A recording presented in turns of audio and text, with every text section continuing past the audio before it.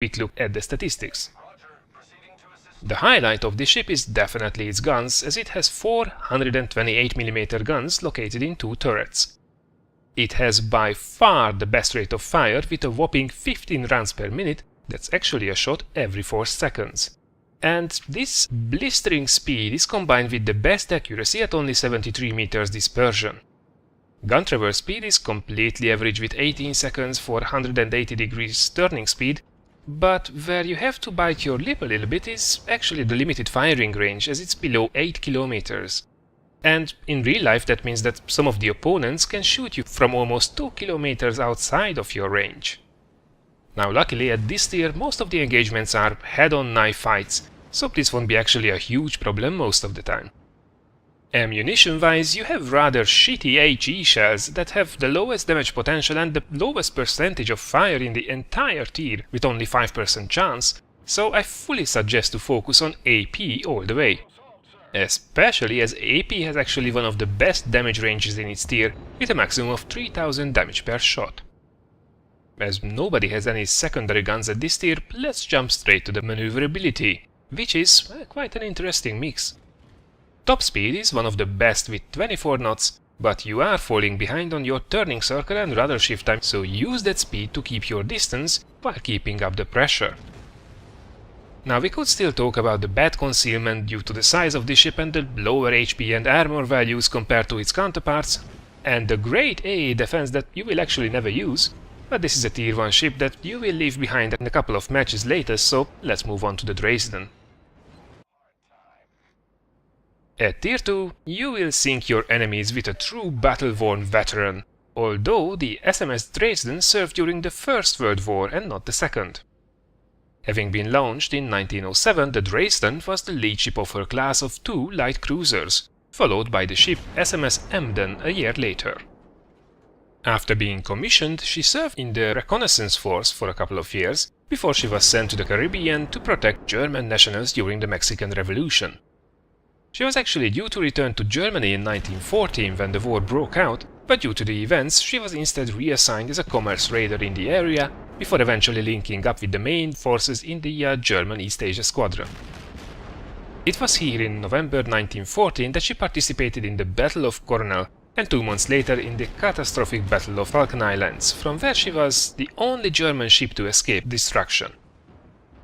She actually continued to elude British forces for several more months, but then finally she was forced to port in Chilean waters by engine problems in March 1915.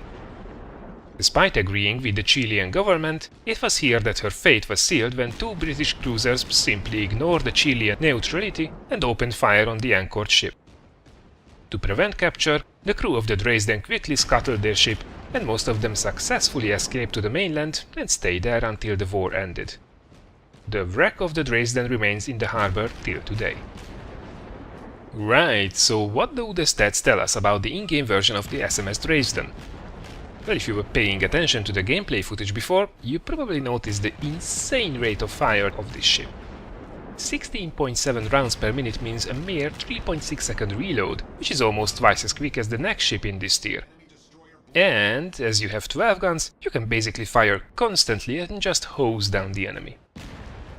Now where this gets balanced out is that those 12 guns are only 105mm batteries, while everybody else will shoot back at you with 152mm cannons, although with much less of them. Now this means that you have a much smaller damage range on your shells, both on AP and HE. And you will also find it much more difficult to penetrate the side of the enemy ships with these relatively low caliber shells. To really rub it in, your percentage of fire on your HE shells is a mere 4%, so you will find it rather tricky to set the enemy ships on fire. Now this is quite an interesting mix, especially if you also take into consideration that you have actually once again a lower firing range than everybody else, and this time around even the dispersion is slightly worse than the rest of the tier. For sure it won't be for everybody's liking, but if you like hosing down the enemy with AP shells, this will be a lot of fun. Regarding secondary guns, while you are the only ship not to have any at tier 2, the others have such rubbish secondary armament that you won't really miss out on much. The same goes for AA defense as well. While yours sucks, everybody else's does too, so no harm done. As for the rest, We see actually the same pattern again from the tier lower. HP and armor are not the best, and concealment is once again the worst between the tier 2 cruisers. Now, maneuverability is actually a bit better, but your top speed of 25 knots is only average, and the turning circle and rudder shift times are once again at the bottom of the tier. An interesting ship then, sort of a St. Louis light at a tier lower.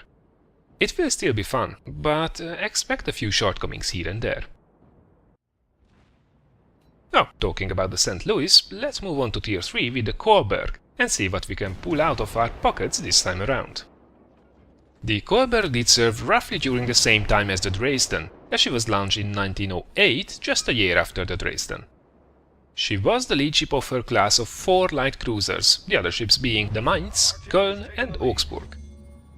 The Kolberg with 2 of her sister ships was serving in the North Sea, and it was here during the Battle of Helgoland Bight in August 1914 that they actually participated in the very first naval engagement of the First World War. The battle was rather disastrous for the Germans, and the British forces managed to sink, among others, both the Mainz and the Köln. The Kolberg, however, did escape and proceeded to take part in several other engagements throughout the war up until 1917. She did survive World War I and was eventually ceded to France, where she was renamed the Kolberg